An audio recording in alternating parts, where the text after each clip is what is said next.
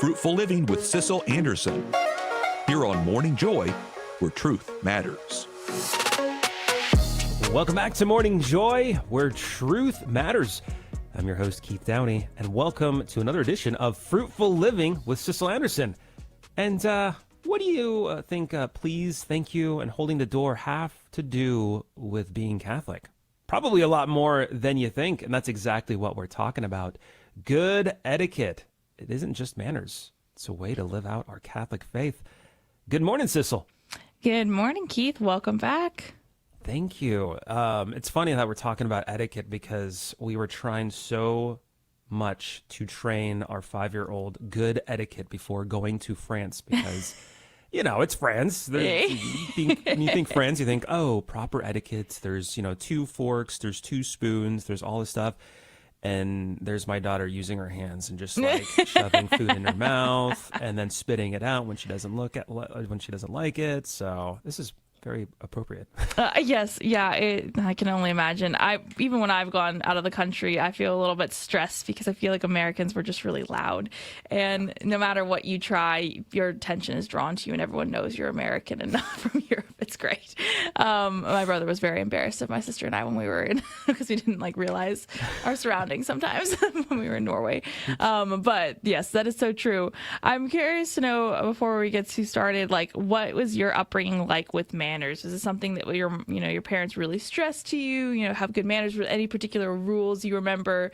Kind of being put on you as being the utmost important that you uphold certain etiquette.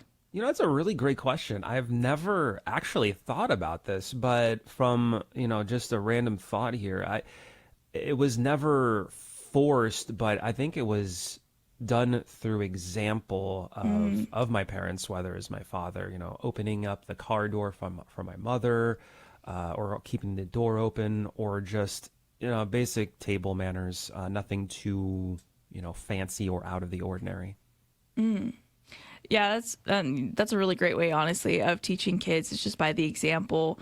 My mom was European, and so she had a pretty high level of expectation for our manners and etiquette growing up. And I think doubled with that, the fact that we were homeschooled and she was our teacher, so we were representing a lot when we went out. It was really important to her that we understood how we should appropriately behave in public and in private and hosting and things like that. And she never wanted us to anyone to blame us being homeschooled for anything. You know what I mean? So she was like, you are going to do this, this, and this. I remember there was a time where I really struggled with looking at people in the eyes, when talking to them. And I struggled with, I got very awkward about saying people's names. Maybe when we became Catholic, getting used to calling a priest father was really hard for me. And she's like, no, that's a title.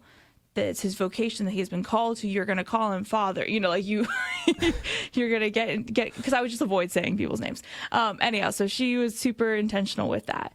And it just hit me kind of recently when, talking with a lot of other people and just, being in the age group that I am, I realized that not everyone was raised with the same, level of etiquette. Now, my mom also was a person who was for a very long time was you don't wear white after Labor Day and you don't wear black after Memorial Day. So there's certain things that okay, it's not really going to probably affect your soul too much, but but there were some really good and beautiful things that she taught me that are what I would consider kind of common sense, but I think it actually has not been passed on very well to the next generation.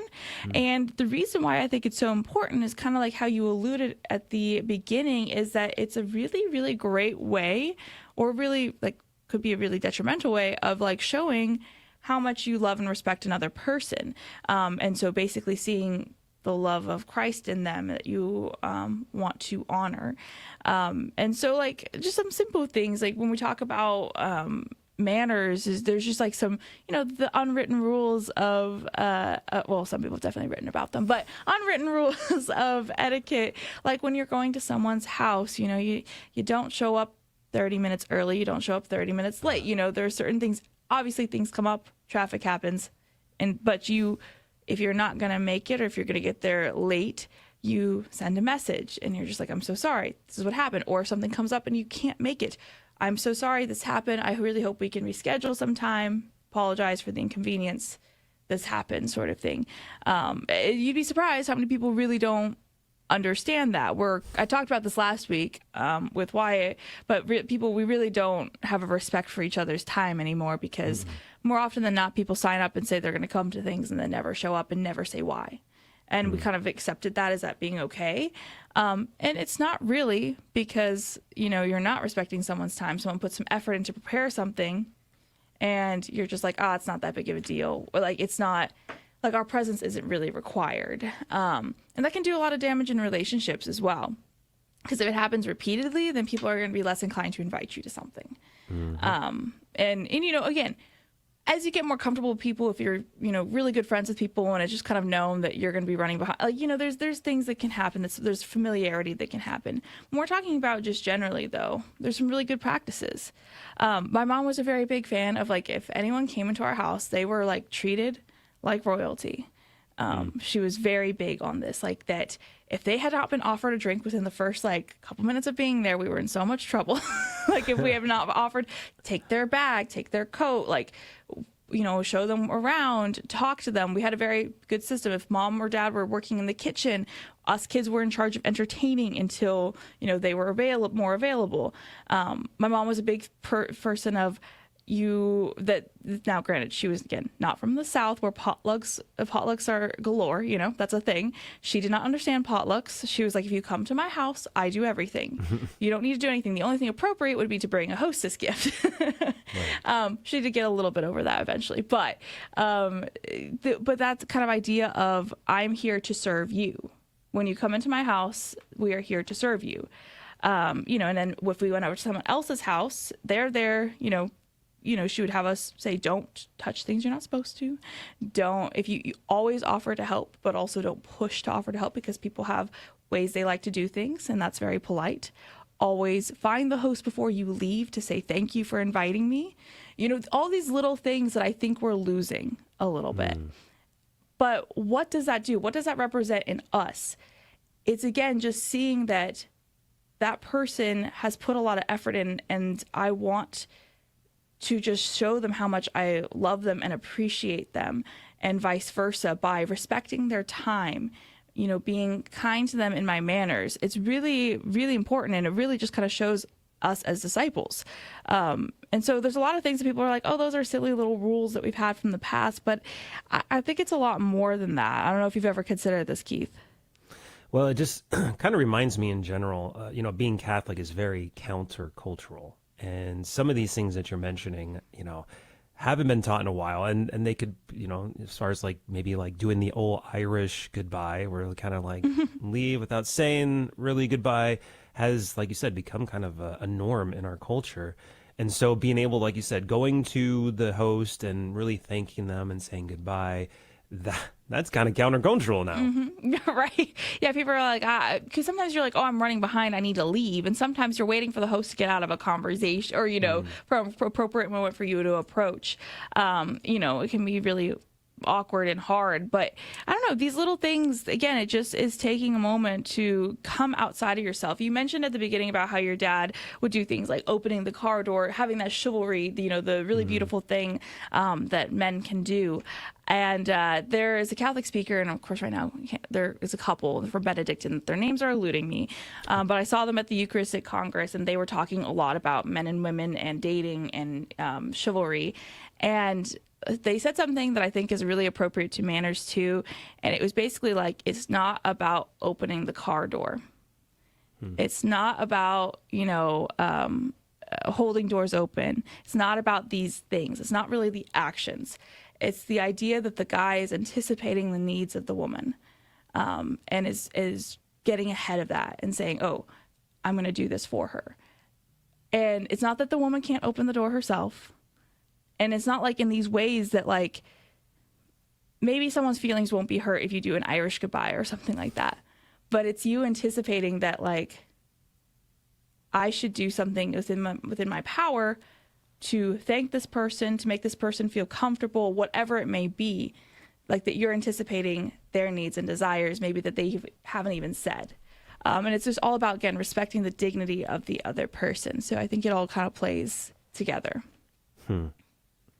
We're talking about Irish goodbye. Since I was in France, there is a French version, apparently. I didn't know about this until recently. It's called the French leave or French exit. What does that is that the same thing, or is it just? I think it's the same thing. It's just a different but just with manner. like a French accent. Yeah. I'll be right back. Yeah. Oh, that's so good.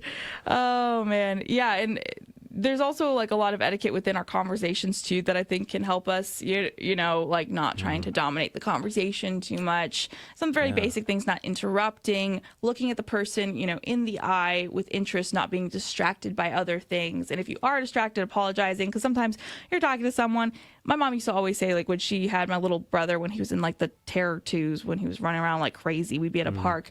She'd be like, I'm listening to you and I'm hearing what you are saying, but my eyes are on my son who might jump into the little pond that has alligators in it because we live in Florida. That's totally fine and fair and appropriate. But generally speaking, that you're giving your full attention to someone, that again is also showing the dignity and respect that this person is deserving of my time and my attention, because God made them, and that is enough of a reason for me to, to give them the dignity of time and my attention. Yeah, that last one is very interesting. As someone who has small children who love to interrupt, especially during conversations with just my wife and I, or just when we're having conversations with other friends, it's like, okay, I have one eye on my children and one eye on the person I'm talking to. I probably look a little odd, but what would you say your biggest takeaway for our joyful pilgrim warriors this morning on this particular topic? I would say just pick one thing that maybe you struggle with. I know which ones I struggle with, and just as you go through this week and all your interactions, just try to be super intentional. Maybe look up some old manners. Again, not all of them are up to date. Not all of them are necessary to do, but there's some very basic ones that I think are timeless. And so just be very intentional about including that in your life this week.